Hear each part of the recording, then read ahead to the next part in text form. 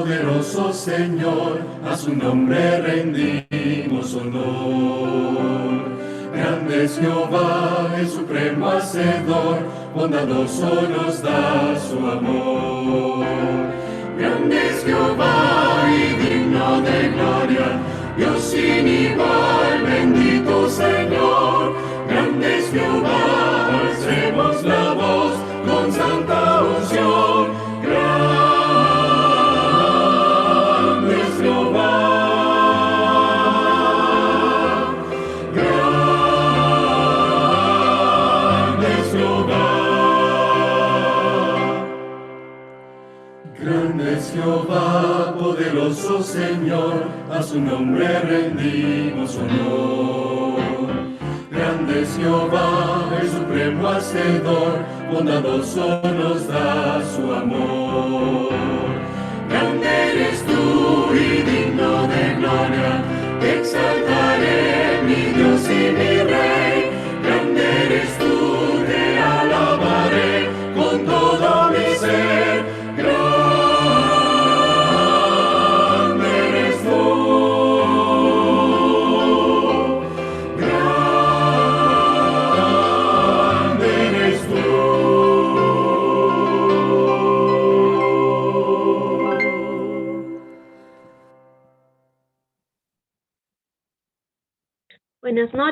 Buenas noches a todos, familia, hermanos, amigos.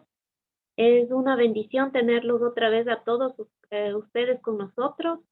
Gracias, continuamos con esta semana de oración. La Iglesia Adventista del Séptimo Día Hispana en Roma les da una bienvenida bien calurosa, afectuosa, aunque sí por aquí hace frío, pero bueno, tenemos los corazones ardientes, digamos. Acordémonos que el tema de la semana de oración es avanzando a pesar de la crisis. Nuestro expositor, el pastor Víctor Figueroa, hoy nos presentará el tema Dios te conoce. Les recuerdo que los teléfonos y las cámaras tienen que estar apagados porque toda esta semana de oración va a ser grabada y la colgaremos próximamente en nuestro canal de YouTube. Así es que esto es todo. Bienvenidos y que el Señor les bendiga. Pastor, a usted la palabra. Bienvenido. Una feliz noche para todos. Que Dios les bendiga en este día. Esperamos que las bendiciones de Dios sigan sobre cada uno de nosotros y nuestras familias. Hay algunas personas que cuando hacen algo, lo quieren hacer de tal manera que nadie se entere. Hoy día, con este asunto de las cámaras de vigilancia que hay en todas las ciudades, se pueden ver eventos que antes nos imaginábamos. ¿Cómo podría haber sido? Hoy día están filmados, registrados. Y lo mismo pasa con nuestra relación con Dios. No necesitamos una cámara. No necesitamos que Dios ponga una cámara en nuestro hogar, en nuestra vida. Él nos ve en vivo y en directo. Él sabe todo acerca de nosotros. Y todo lo que hacemos está abierto ante sus ojos. No hay nada que se pueda ocultar de su vista. Por eso, cuando nosotros reflexionamos acerca de nuestra experiencia cotidiana, sean las buenas o malas experiencias que vivimos, nosotros debemos tomar en cuenta de que estamos delante de un Dios que no solo nos ve, sino que también nos conoce completamente. Sabe todo acerca de nosotros. Y ese es el tema que hablaremos en esta oportunidad. Oremos. Padre eterno, te damos gracias porque nos permites un momento para estudiar tu palabra. Oramos, Señor, que tu misericordia, tu Espíritu Santo ilumine las mentes de todos los que oyen tu palabra y puedas hacer germinar esa semilla del Evangelio para salvación. Oramos en Cristo Jesús. Amén. Hay un pasaje en la Biblia, especialmente en la sección de Apocalipsis, en el capítulo 2 y 3, que continuamente repite una frase. Voy a leer las porciones de algunos versículos del capítulo 2 y 3 de Apocalipsis, enfatizando en esa frase que quiero resaltar. Miren lo que dice en Apocalipsis 2 y especialmente el verso 2. La primera parte dice el Señor: yo conozco tus obras, tu arduo trabajo y paciencia, y que no puedes soportar a los malos, y has probado a los que dicen ser apóstoles y no lo son, y los has hallado mentirosos.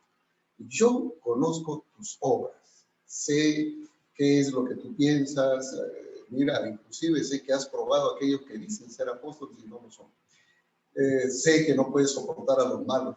El Señor conoce, no está hablando de aquí solo de lo que haces, sino aún de lo que sientes, de lo que percibes. Él conoce todo acerca de ti. Cuando voy un poco más adelante, en el verso 9, el Señor vuelve a decir otra vez a su iglesia: yo conozco tus obras y tu tribulación y tu pobreza y la blasfemia de los que dicen ser judíos y no lo son, sino son sinagoga de Satanás. Pero yo conozco tus obras, tu tribulación y tu pobreza. Conozco todos los momentos tristes por lo que pasas. Conozco esos momentos difíciles que estás viviendo en esta pandemia. Yo conozco tus obras. En el verso 13, vuelve a repetir a la iglesia una frase adicional. Esta vez dice el Señor: yo conozco tus obras y dónde moras, en qué calle vives, y dónde está el trono de Satanás. Pero retienes mi nombre, eres cristiano, yo sé dónde moras. Más adelante, cuando escribe a la iglesia de Tiatira, en el verso 19, Dios dice: yo conozco tus obras, amor, fe, servicio, paciencia. Miren, Dios no solo está mirando las cosas malas, Él valora todo lo que hacemos, lo que sentimos, nuestras tribulaciones. Dice: yo conozco tus obras, tu amor, fe, servicio. Así que cuando uno persevera en la fe y cuando uno obra por fe y para fe y se pone a las manos de Dios, miren, el mundo podrá decir lo que quiera, la gente podrá criticar lo que quiera, pero acá hay alguien que dice: yo conozco tus obras. Y no solamente conozco tus obras, sino tu amor, tu fe, tu servicio, tu paciencia. Cuando avanzamos al capítulo 3, Dios añade otro elemento a la iglesia y le dice en el verso 1 al final: yo conozco tus obras, que tienes nombre de que vives y estás muerto. Miren, Dios conoce nuestra condición espiritual. Tienes nombre de que vives. Sí, tienes la apariencia de un ser vivo, pero en realidad estás muerto. Pero no se está refiriendo a un cadáver físico, se está refiriendo a un cadáver espiritual. Aquellas personas que piensan que están en la fe, cuando en realidad están muertos espiritualmente. Por eso el Señor dice: conozco tus obras, tienes nombre de que vives, te llamas cristiano, quizás vas a alguna iglesia de manera tradicional, por costumbre o hábito, pero estás muerto. Espiritualmente estás muerto. Más adelante añade otro elemento en el verso 8, porque ahora Dios va a apuntar a algo que Él hace para que nosotros decidamos qué hacer también. En el verso 8 dice: yo conozco tus obras, he aquí, he puesto delante de ti una puerta abierta. He puesto delante de ti una puerta abierta, la cual nadie puede cerrar, porque aunque tienes poca fuerza, has guardado mi palabra y no has negado mi nombre. He puesto delante de ti una puerta abierta. Ahora, lo que nosotros tenemos que hacer es, cuando tú tienes una puerta abierta, ¿qué haces? Puedes decidir: quedarte afuera, aunque la puerta esté abierta, o entrar por esa puerta. Y ese es el dilema de la vida cristiana. Hay muchos creyentes que se acercan a Dios y llegan solo hasta afuera de la iglesia, o allí afuera o de lejos. Señor, ya acá estoy cerca de ti, delante de tu puerta, aquí estoy. Pero el Señor dice, pasa, ven, acércate a mí, convive conmigo, seamos amigos, caminemos juntos. No, eso ya es pedir mucho. Una cosa es que yo me acerque así para decir hola de lejos, y otra cosa es que ya seamos amigos muy cercanos. Esa parte no nos corresponde, o sea, no nos gusta, porque algunas personas dicen, no, eso de ser religioso, eso es para otra persona, eso es para los viejitos, cuando ya no tienen nada que hacer o están pensando en morirse, ya ellos están para pensar más en Dios, pero yo no. Tengamos cuidado. Dios dice, abro una puerta, porque Dios ha abierto la puerta de salvación. A nosotros nos toca entrar o quedarnos afuera. Pero hay algo más que el Señor menciona a la última iglesia. Fíjense ustedes a la última iglesia de la Odisea, en el versículo 15, Apocalipsis 3:15. Dice el Señor, yo conozco tus obras, que ni eres frío ni caliente. Ojalá fueras frío o caliente, pero no eres ni frío ni caliente. Como dicen en el Perú, no eres ni chicha ni limonada. No sabemos qué eres. Hay algunas personas que son como el camaleón. Si el ambiente es verde, pues me pongo de verde y se ponen verde.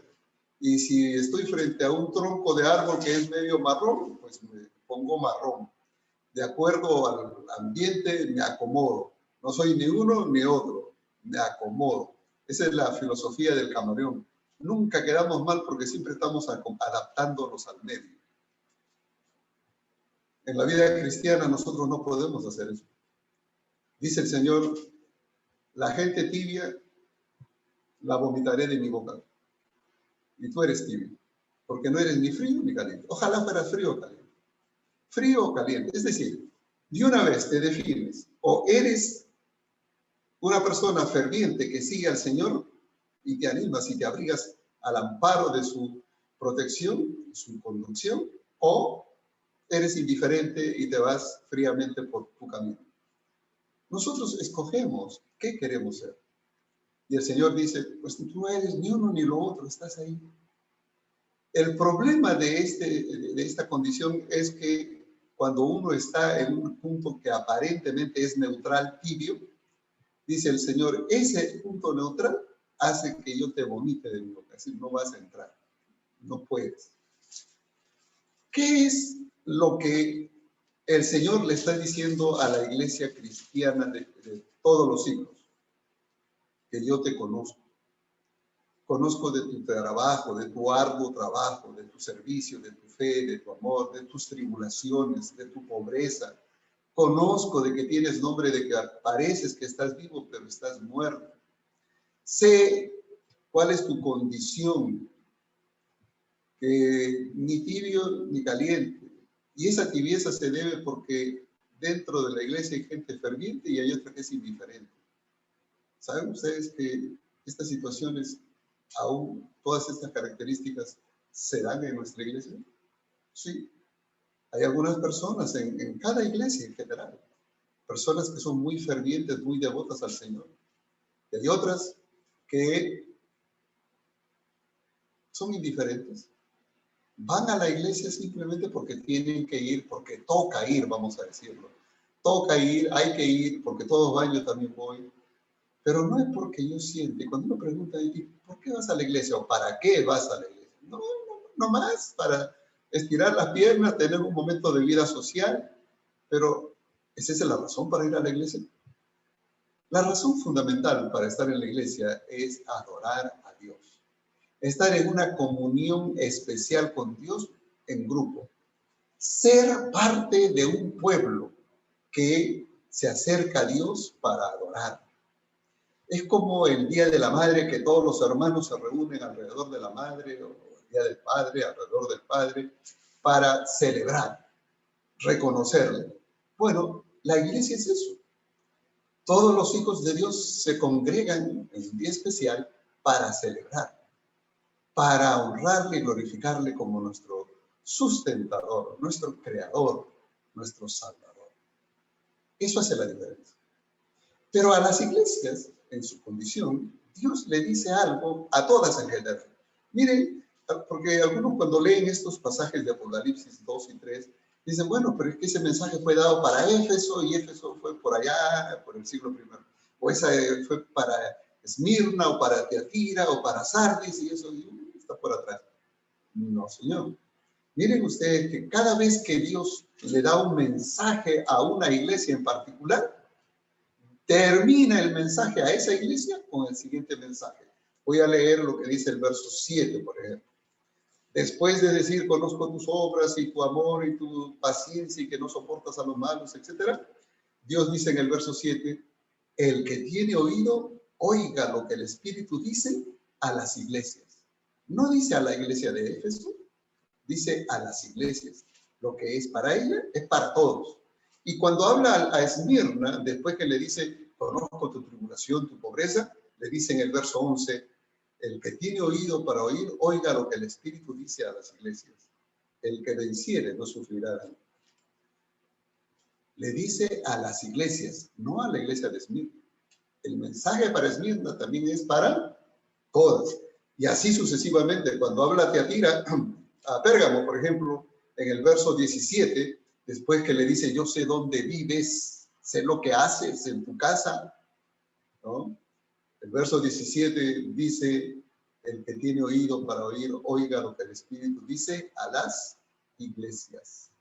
Es decir, Dios da un mensaje específico para Éfeso, Esmirna, Pérgamo, pero luego dice, ese mensaje no es solo para ti, es para todas las iglesias. Y lo mismo cuando va a Tiatira, le dice que conozco tu paciencia, tu fe, tu servicio, tu amor. Bueno, dice en el verso, oyendo al verso 29, dice, el que tiene oído, oiga lo que el Espíritu dice a las iglesias. Otra vez. Y lo mismo Sardis, en el verso 6, lo que el Espíritu dice a las iglesias. Y cuando habla a Filadelfia, en el verso 17, dice, tiene oído, oiga lo que el Espíritu dice a las iglesias. Y cuando termina con Apocalipsis, que le dice que no eres ni tibio ni caliente, por eso eres tibio y por eso te vomitaré de mi boca. Cuando termina el mensaje, dice en el verso 22, el que tiene oído, oiga lo que el Espíritu dice a las iglesias, no solo a la Odisea, a las iglesias. Así que algunas personas que leen muy rápido la Biblia no se detienen a meditar que en realidad el mensaje de Dios que da una iglesia en realidad está hablando en general a todas las iglesias. Por lo tanto, el mensaje que nosotros estamos escuchando es que Dios te conoce y te conoce bien. Conoce todo lo que tú estás experimentando. Y ese Dios que te conoce, ese es el Dios que te busca para salvarte. Así que nosotros no vamos a ir con novedades a Dios. No vamos a decirle, no, a lo mejor Dios se va a dar cuenta que no soy tan bueno como aparento. Nosotros no podemos engañar a Dios. Hay un adagio oriental que siempre lo tengo en mi mente y me hace recordar este aspecto. Dice así, en una noche negra, pero negra, sobre una piedra negra, camina una araña negra y Dios la ve. No sé cuántos de ustedes han estado en una noche negra, sin luz, electricidad, nada. Es increíble como estar ciego. Es literalmente como estar ciego, es caminar a tiendas.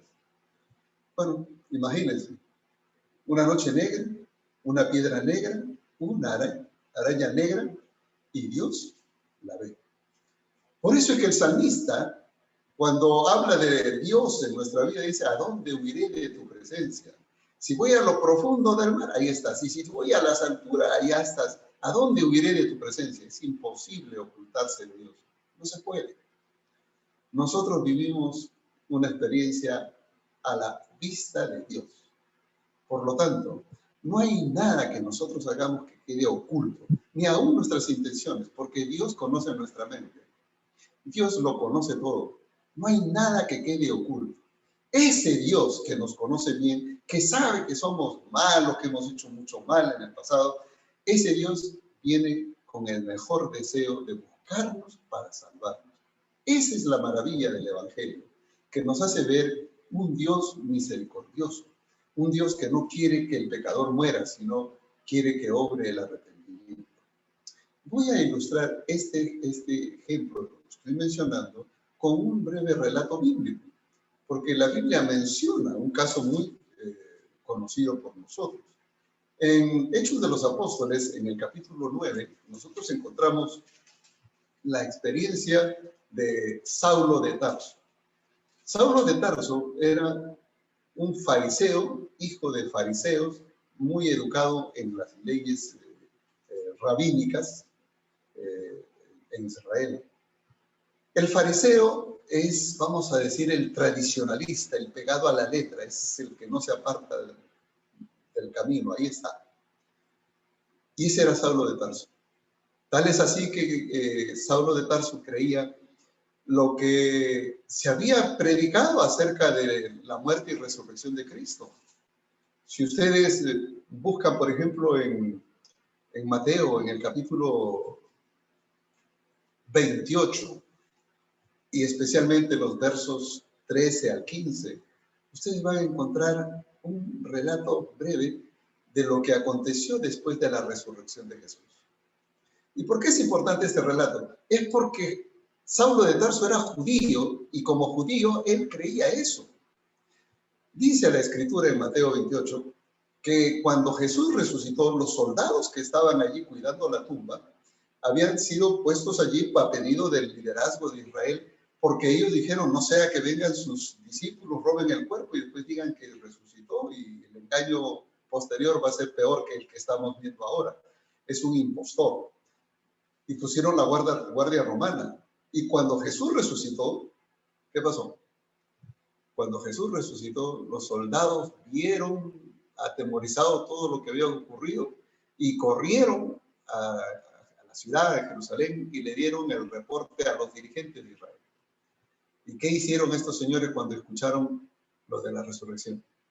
Dijeron, no digan que ha resucitado, eso no es cierto. Ustedes van a decir lo siguiente, ahí está en el verso 13 y 14, es puntual. Dice, ustedes van a decir lo siguiente. Vinieron sus discípulos mientras nosotros dormíamos, vinieron sus discípulos y robaron el cuerpo. O sea, no es que resucitó, sino que sus discípulos vinieron, robaron el cuerpo. Y si el gobernador se entera de que ustedes estaban durmiendo a la hora de trabajar, pues yo me encargaré también de comprar su silencio, así como les estoy pagando a ustedes, porque ellos le ofrecieron dinero a los soldados. ¿Y qué dice el verso 15? Que los soldados tomaron el dinero e hicieron como se les ordenó. ¿Y qué se les había ordenado? Decir al pueblo que vinieron sus discípulos de noche mientras ellos dormían y robaron el cuerpo. Y ahí no termina la historia. El verso 15 termina diciendo, y esta historia de que vinieron sus discípulos y robaron el cuerpo, se ha difundido por todas partes hasta el día de hoy.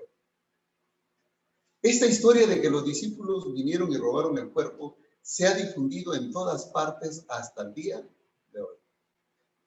¿Cuál era el día de hoy? Para Mateo, quien estaba escribiendo el Evangelio, él dice hasta el día de hoy, el tiempo cuando él estaba escribiendo el Evangelio, era más o menos a mediados de los años 60. Estamos hablando del año alrededor del año 65. Aproximadamente 34 años después de la resurrección. Imagínense, más de 30 años después de la resurrección, la gente, los judíos, todavía creían el cuento de que vinieron sus discípulos de noche y robaron el cuerpo. Por lo tanto, ¿la resurrección ocurrió? No, no ocurrió. No solo que Jesús era un impostor, sino que sus discípulos también eran impostores. Engañaban al pueblo con el cuento de la resurrección. Por eso es que Saulo de Tarso se convirtió, joven, se convirtió en un celoso perseguidor de los cristianos. Y la Biblia dice que mientras apedreaban a Esteban, en el capítulo 7 de Hechos, cuando se habla del apedreamiento de Esteban, Dice que todos ponían sus ropas a los pies de un joven llamado Saulo de Tarso, quien estaba ahí presenciando el apedreamiento, porque todos se sacaban sus ropas para coger piedras y apedrear a Esteban hasta que muera. Y él consentía en su muerte. Así que encontramos aquí a Saulo de Tarso en Jerusalén, consintiendo en la muerte de Esteban. Y entonces, eso fue en el año 34, la muerte de Esteban. Pero pasaron más tiempo. ¿Y qué pasó? Saulo de Tarso, él decidió ir a Damasco, al norte de Jerusalén, hacia el norte está Damasco, la capital de Siria. Y se había enterado que muchos judíos cristianos habían huido hacia Damasco. Y entonces él decidió ir a deshacer esa obra de estos impostores.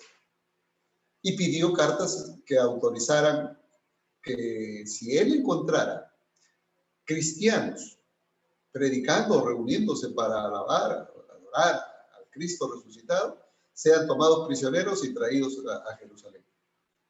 Y los sacerdotes, dirigentes de Israel, pues contentos de que haya un voluntario, un hermano celoso de la fe judía que haga este trabajo, le dieron cartas de autorización y lo mandaron.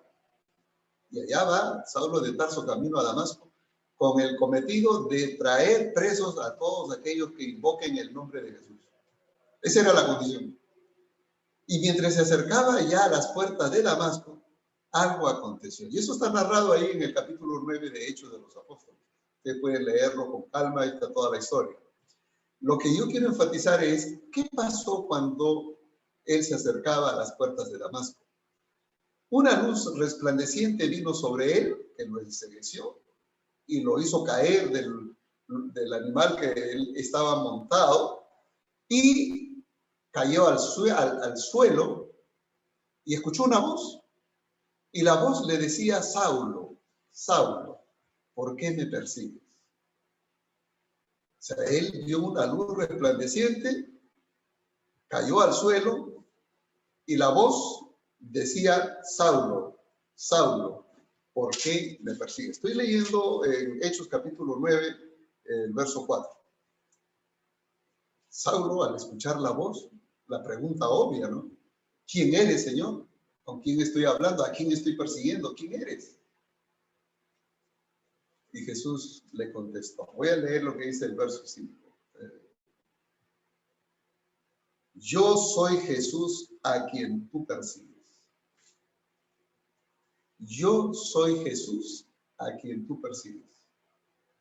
Fíjense que Saulo, en su mente judía y con todos los dirigentes de Israel, había absorbido ese concepto de que Jesús no resucitó. Sus discípulos robaron el cuerpo. Es un impostor que mintió mientras estaba en vida y ahora sus discípulos, para prolongar el engaño, hacen creer que ha resucitado. Y ese Saulo ahora escucha una voz que se identifica como Jesús a quien tú persigues. Y entonces dice la Escritura, el verso 6, que Jesús le dijo, levántate, entra en la ciudad y se te dirá lo que debes hacer. ¿Ustedes se imaginan a Saulo? ¿Qué pasó por su mente? Cuando escuchó, era Jesús a quien tú persigues, Jesús. Pero no es que tú estás muerto y tus discípulos robaron tu cuerpo y han hecho creer que has resucitado, pero me estás hablando. He visto la luz resplandeciente venir del cielo. Esto no puede ser. 3 días estaba ciego. Por 3 días, Saulo no comió, estaba ciego. Y entonces le dijeron, anda a Damasco y espera ahí que se te va a decir lo que vas a hacer. Dios le dijo, espera. Y Dios esperó 3 días. ¿Y qué hizo Saulo esos 3 días? Fue a Damasco y se hospedó en la casa de un tal Judas. Allí, en la calle derecha Damasco tenía una calle que se llamaba Derecha. En esa calle había un señor que se llamaba Judas. Él hospedó a Saulo y ahí estaba él. Dice la Escritura, miren, el verso 9, estuvo 3 días sin ver y no comió ni bebió. 3 días. Y entonces Dios dice, bueno, necesito a alguien en Damasco que me ayude con Saulo. Y Dios conoce a sus hijos. Y vio allí, dice, oh, pero aquí está Ananías. Ananías es un líder en la iglesia local de Damasco. Dios no llamó a un apóstol de Jerusalén, oye, por favor envía a Pedro, a Juan o a alguien ahí a Damasco, que ahí está Saulo de Tarso, a ver cómo hacemos este asunto con él. No, llamó a un hermano local. Ahí estaba Ananías. Y Dios le dijo, Ananías. Y Ananías dice, heme aquí. Esa expresión, heme aquí, Señor, es la forma hebrea para decir, mande. ¿Qué puedo hacer por ti? ¿En qué puedo servirte? Es una expresión que denota disposición de servicio. Heme aquí, Señor. Dispuesto a servir. Y Dios le dice a Ananías, yo tengo un trabajo para ti. Mira, toma nota. Te vas a ir a la calle derecha, en el centro de Damasco. En la calle derecha vive un tal Judas. Vas a preguntar ahí quién se llama Judas. Y en esa casa hay un señor que se llama Saulo de Tarso, que él está allí. Tú vas a ir. Y Ananías le dice, ¿Saulo de Tarso? Sí. ¿El que viene de Jerusalén? Sí. ¿Qué piensan que hizo Ananías? ¿Está bien, Señor? Si tú me mandas, voy. No. Miren lo que establece aquí en el verso 13. Voy a leerles un poquito lo que dice el verso 13 porque ahí está la respuesta de Ananías a Dios. Ananías quería decirle a Dios quién era Saulo de Tarso. Como que Dios no conoce quién somos nosotros. Es increíble. Pero Ananías le dice, Señor, miren, Señor, he oído de muchos acerca de este hombre. ¿Cuántos males ha hecho a tus santos en Jerusalén? Y aún aquí tiene autoridad de los principales sacerdotes para prender a todos los que invocan tu nombre. Ananías le estaba dando un reporte, ¿no?, policial de quién era Saulo de Tarso. Como que Dios no nos conoce. Y Dios le dice a Ananías, Ananías, por favor, mira, en primer lugar, en el verso 15, le dice, ve, porque instrumento escogido me es este. Cuando dice instrumento escogido es, yo lo he escogido. Él podrá ser malo, podrá ser perseguidor, ha hecho muchos males a mis siervos en Jerusalén. Yo sé su espíritu, pero también sé que es honesto. Porque hay mucha gente que hace daño equivocadamente. Y Saulo de Tarso estaba haciendo daño a los cristianos porque él estaba engañado, vivía vendado los ojos, pensaba que era un engaño el hecho de que Jesús haya resucitado. Pensaba que los discípulos le habían robado. Él no creía en la resurrección. Y ahora, la resurrección de Cristo me refiero. Y ahora que vio a Jesús, él estaba ahí orando. Y Ananías le dice, Señor, este hombre es malo. Y Dios le dice, podrá ser malo, podrá hacer todo lo que quiera, pero él es un hombre honesto. Él está obrando conforme a sus convicciones. Solamente necesita abrirle los ojos, que vea el evangelio claramente. Y eso fue lo que hizo Dios. Miren lo que establece en el verso 11. Les voy a leer un poquito en el verso 11. Cuando Dios le habla a Ananías, le dice, Ananías, levántate, ve a la calle que se llama derecha y busque en la casa de Judas a uno llamado Saulo de Tarso, porque he aquí, él ora. Él ora. ¿Saben qué estaba diciendo Dios? Ananías, despierta. Yo conozco a todo el mundo. Yo sé dónde está Saulo, yo sé dónde está morando él, yo sé dónde vive él. Ahorita está ahí en la casa de Judas. Anda. Y sabes, te digo más, hace 3 días que no come, no bebe, está en ayunas y está en oración. Está en oración. Dios conocía la experiencia de Saulo de Tarso, y que después lo conoceríamos como el apóstol Pablo. Él ora, pero no solo eso, Ananías. Te digo algo más.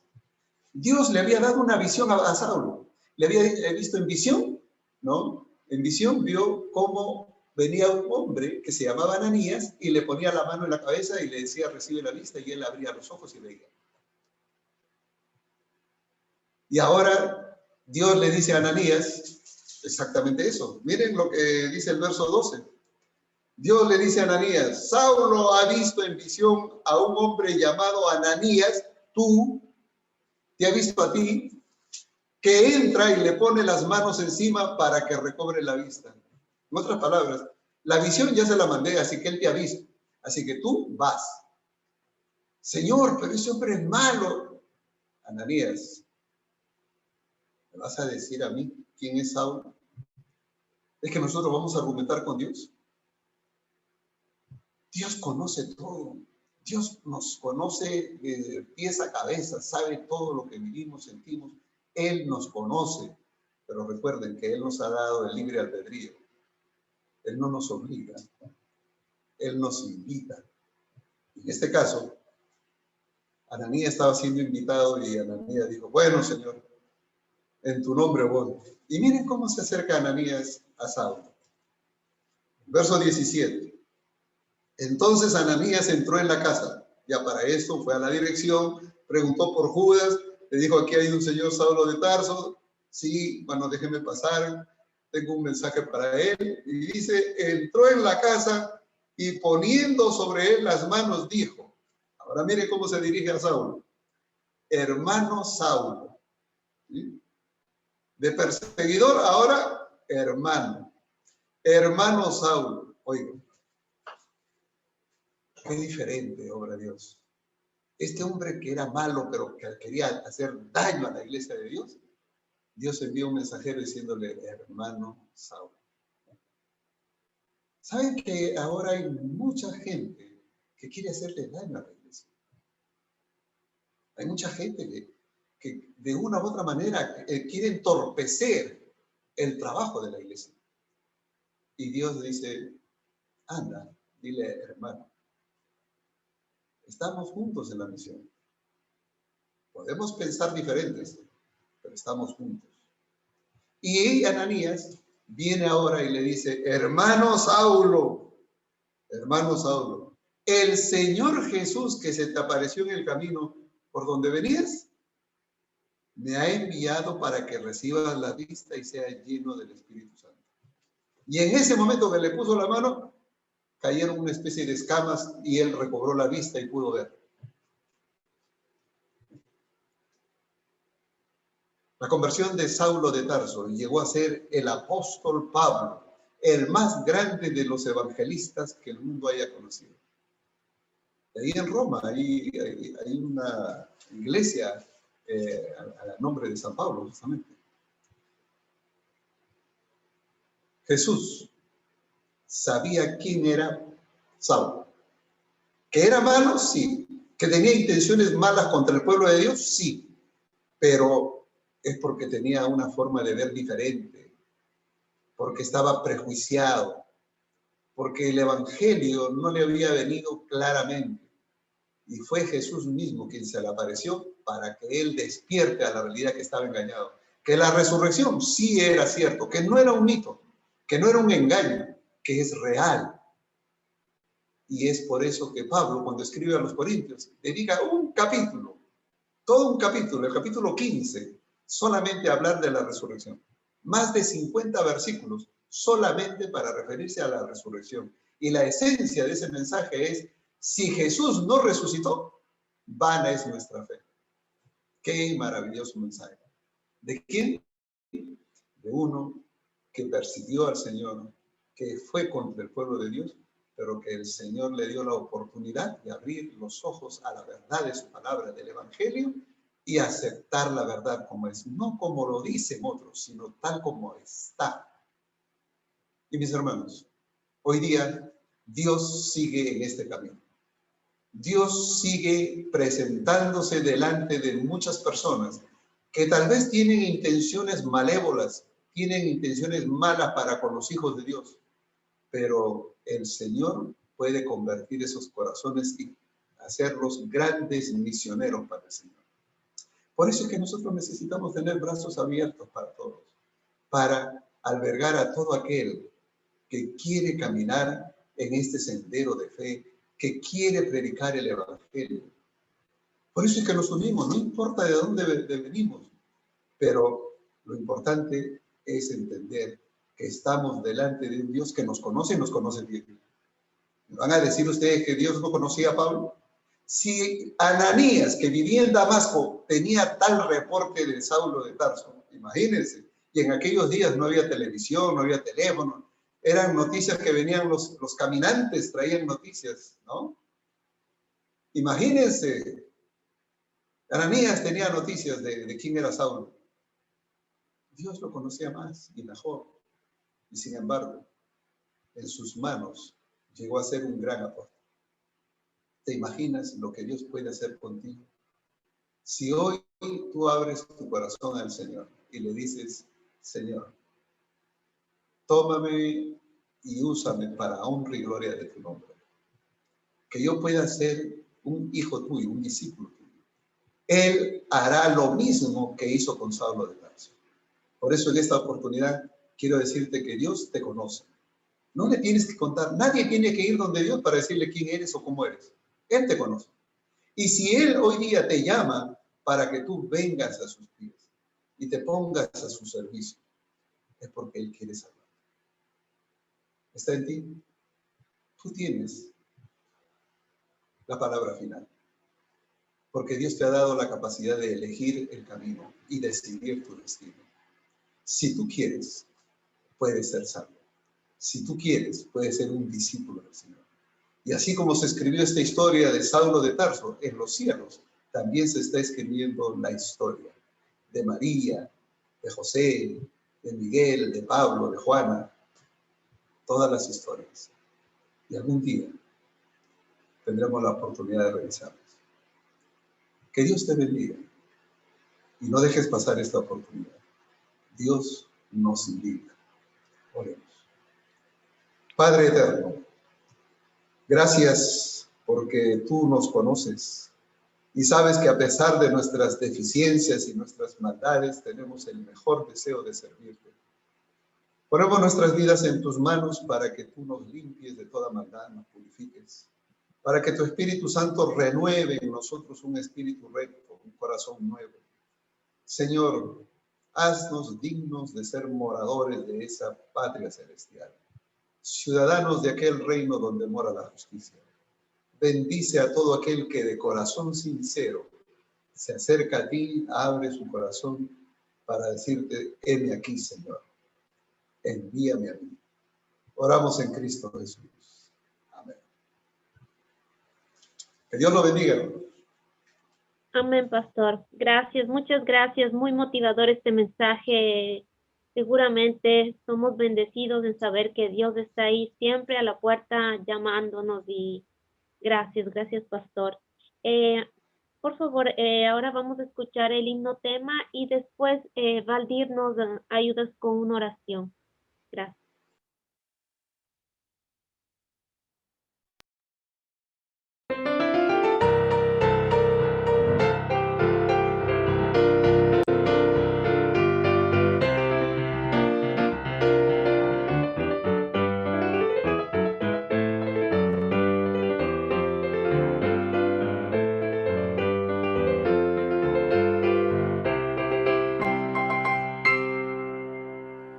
Grande es poderoso Señor, a su nombre rendimos honor.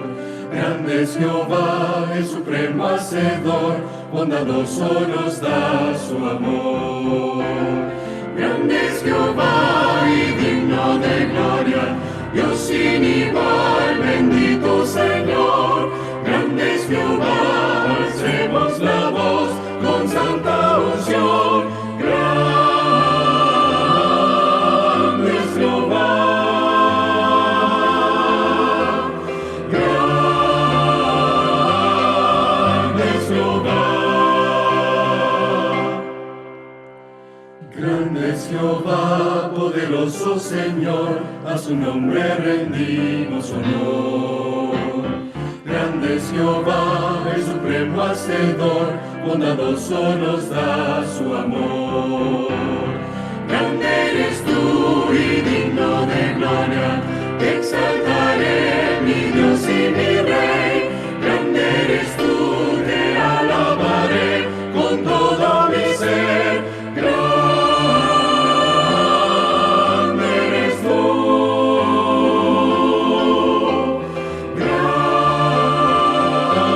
Grande eres tú.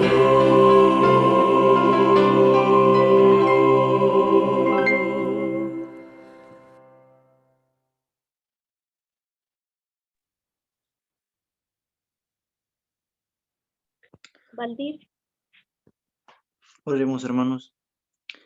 Cariñoso Padre que moras en las alturas de los cielos, Señor, Padre bueno, te doy gracias por permitirnos esta noche escuchar tu palabra y también, Señor, aprender más de ti. Ayúdanos, Señor, a siempre tener un corazón disponible para tu servicio, un corazón amoroso también para poder amar aún a las personas que no conocemos y que también, Señor, podamos siempre ser personas que puedan llevar luz, que puedan llevar esperanza, Señor, y cumplir el propósito por el cual tú nos has escogido, Señor. Ayúdanos a vivir de acuerdo a la luz que tú nos has ayudado, Padre. Gracias por todo, Padre. Quiero agradecerte infinitamente por el pastor, que tú puedas seguir bendiciendo cada noche que que Él nos está ayudando. También te pido por cada hermano que ha escuchado esta linda prédica, Señor, que pueda ser una alegría, pueda ser esperanza para su vida y que tú puedas seguir conduciendo a cada uno de ellos, Señor. Gracias una vez más, Padre, por escuchar mi oración en el nombre de Jesús. Amén.